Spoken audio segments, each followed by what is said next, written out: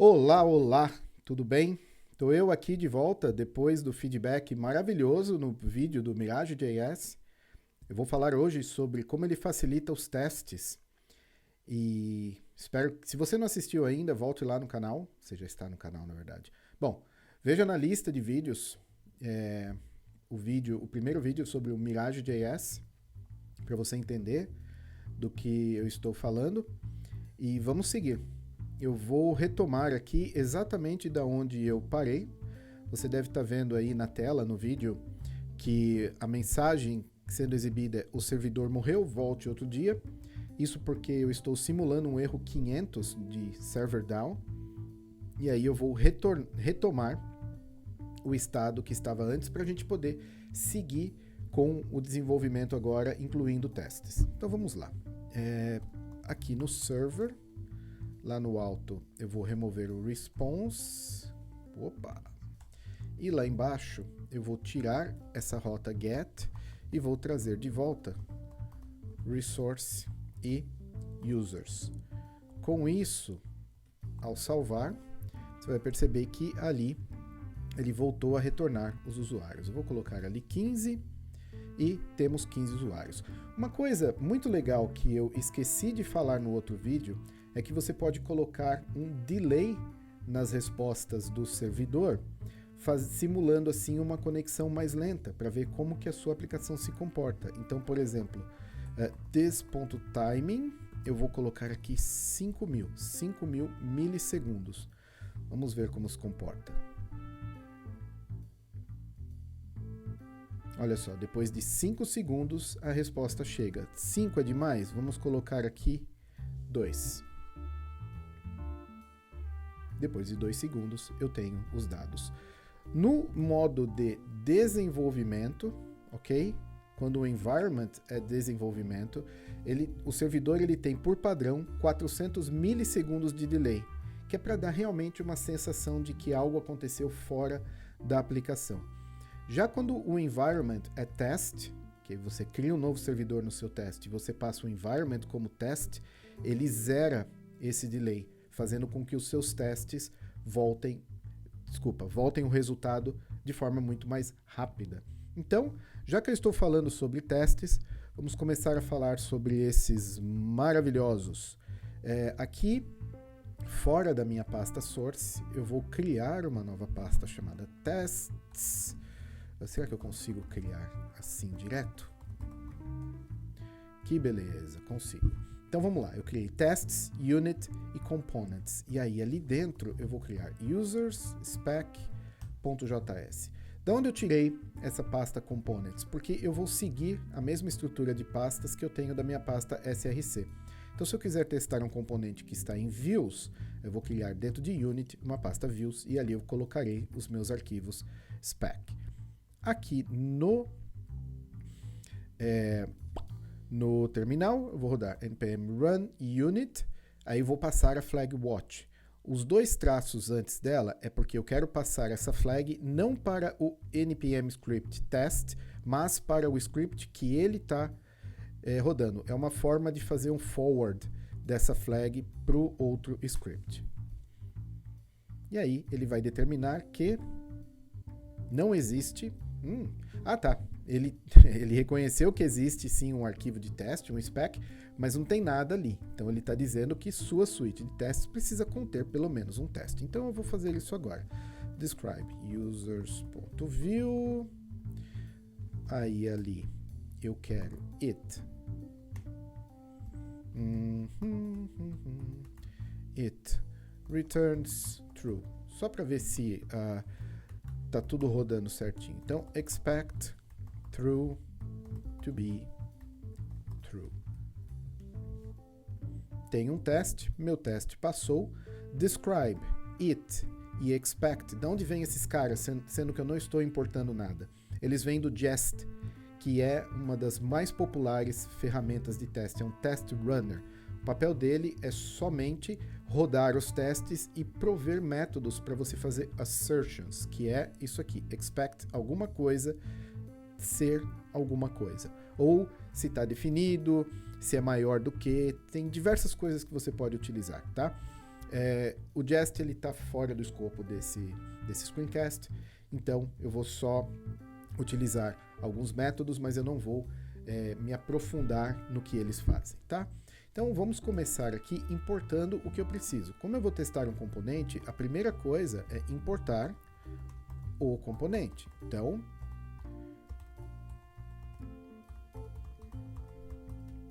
esse arroba aqui, ele é um alias do Webpack, ele é provido automaticamente quando você cria um projeto com o Vue Client e ele te dá acesso, independente de onde você esteja na hierarquia de pastas, ele te dá acesso à pasta src.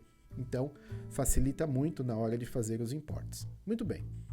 Outra coisa que eu quero importar são os métodos da biblioteca que vai me dar acesso ao componente, porque o Jest ele é só um test runner, mas ele não tem nenhum conhecimento do que está dentro do meu componente users. Então, para isso, primeiro eu vou instalar npm install -d maiúsculo para desenvolvimento e testing library /vue. Essa é apenas mais uma das opções que existem no mercado e é a minha preferida porque ela dá suporte para boas práticas no teste. Ela te limita um pouco, então ela impede que você teste detalhes de implementação, tá? Ela privilegia mais você testar o que está sendo mostrado na sua tela naquele momento, que no final das contas é o que interessa. Eu tenho lá uma mensagem sendo mostrada. O teste não tem que se importar como que aquela mensagem foi parar ali. A única coisa que interessa é que aquela mensagem está na sua tela. E a Testing Library, ela atua dessa forma. Muito bem, está instalado. Agora eu vou importar render e wait for element from Testing Library Vue. Muito bem.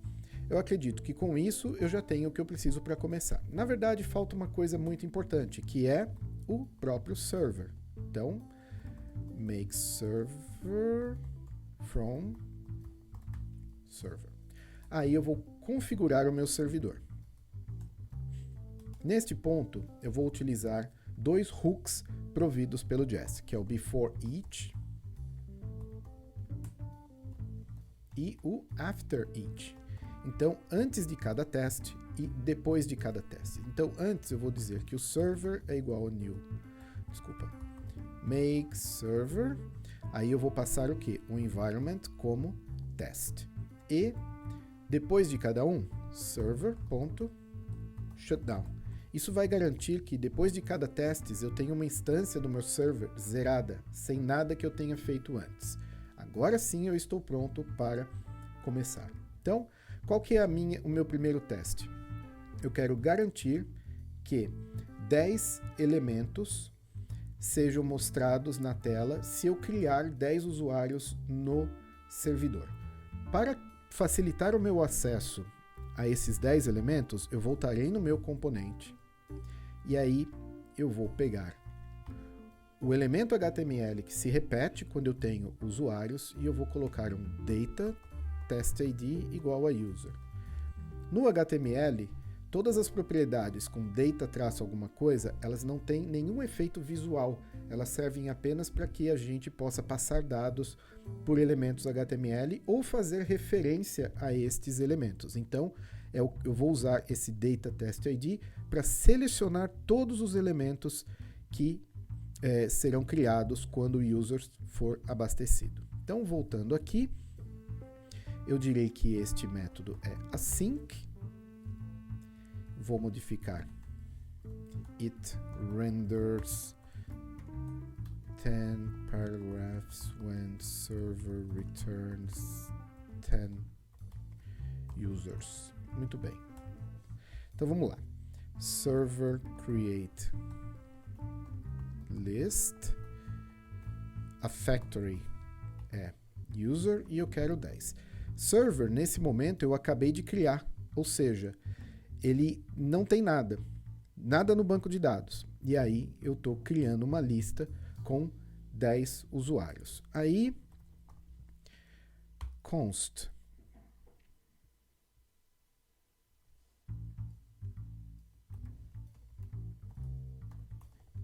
get all by test ID é igual a render users.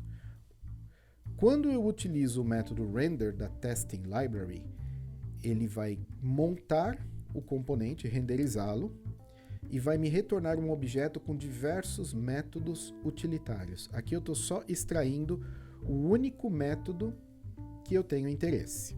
Aí agora, const users vai ser igual a sync wait for element.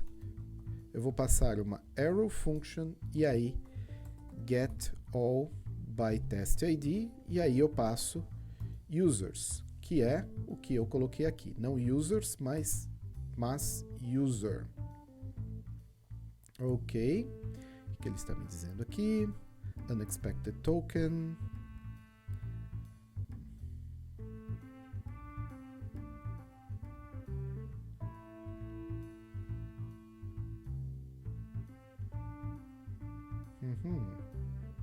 Bom, vamos continuar, depois eu descubro o que é esse aqui. Agora, finalmente eu posso fazer o meu expect users.length. Eu estou interessado, então, na quantidade to be o quê? 10, que é o que eu coloquei aqui. Vamos ver se ele continua com erro. Sim, vamos ver o que diz ali. Await. Como assim assim? Assim que é só aqui. Aqui é await. Ok, vamos lá.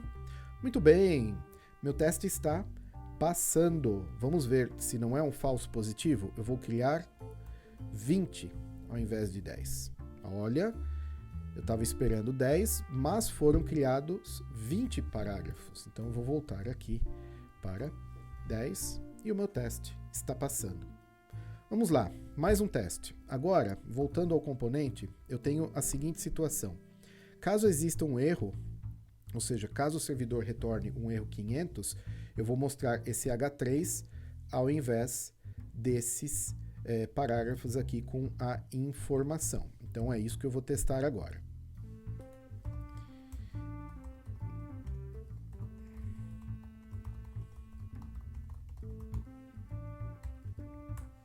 Ok, então, primeiro tratando do servidor. Server get users.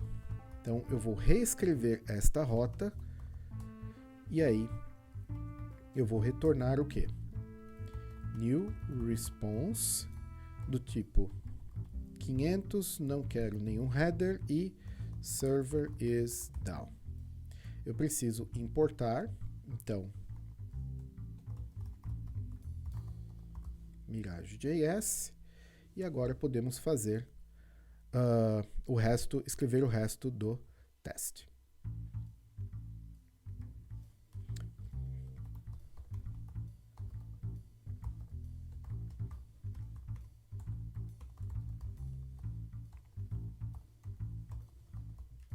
Agora eu vou utilizar um método diferente, porque no meu componente eu não coloquei um data test ID, tá legal? E aí, error é igual wait for element, passo ali a arrow function e get by text. Qual que é o texto que eu estou esperando?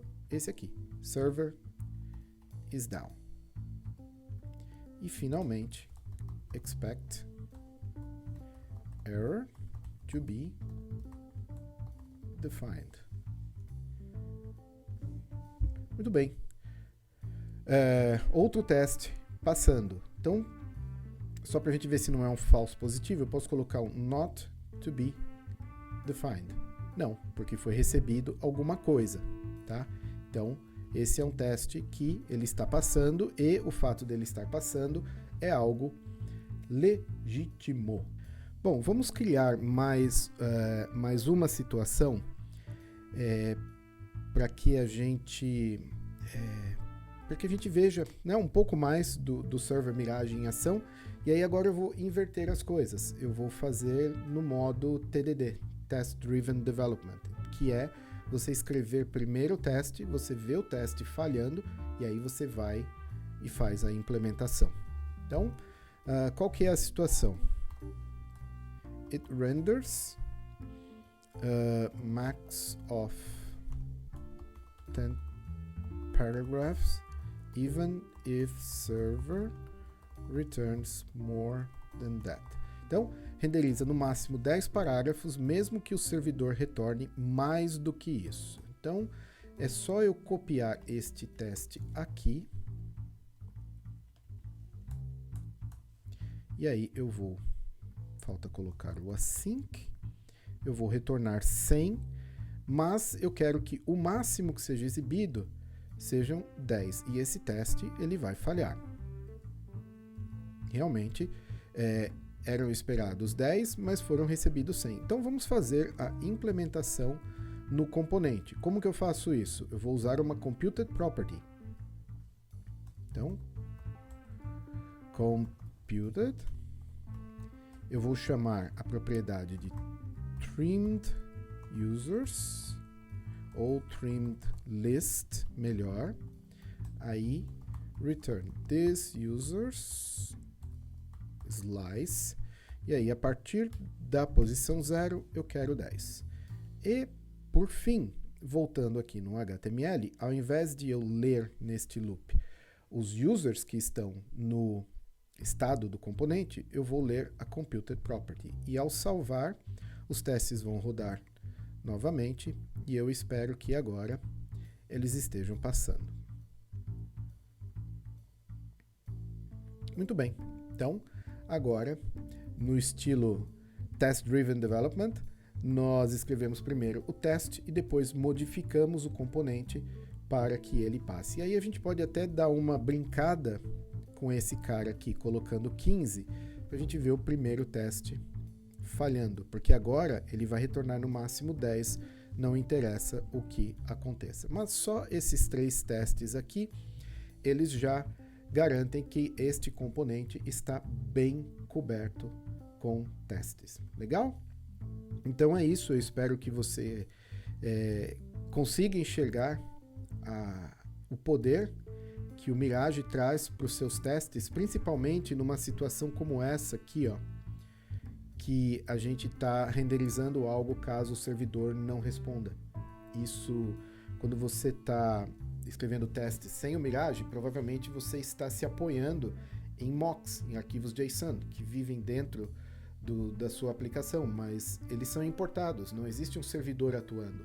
E aí, nesse caso, com o Mirage, nós temos um servidor, e esse servidor, ele pode ser, o estado dele pode ser modificado do jeito que o seu teste necessita. Fora que fica muito mais limpo a gente escrever simplesmente uma linha, tá vendo? Uma linha aqui, e a gente já tem tudo o que nós precisamos, beleza? Então é isso aí, segundo vídeo sobre o Mirage.js, espero que eu tenha material para mais vídeos, porque eu estou realmente muito empolgado.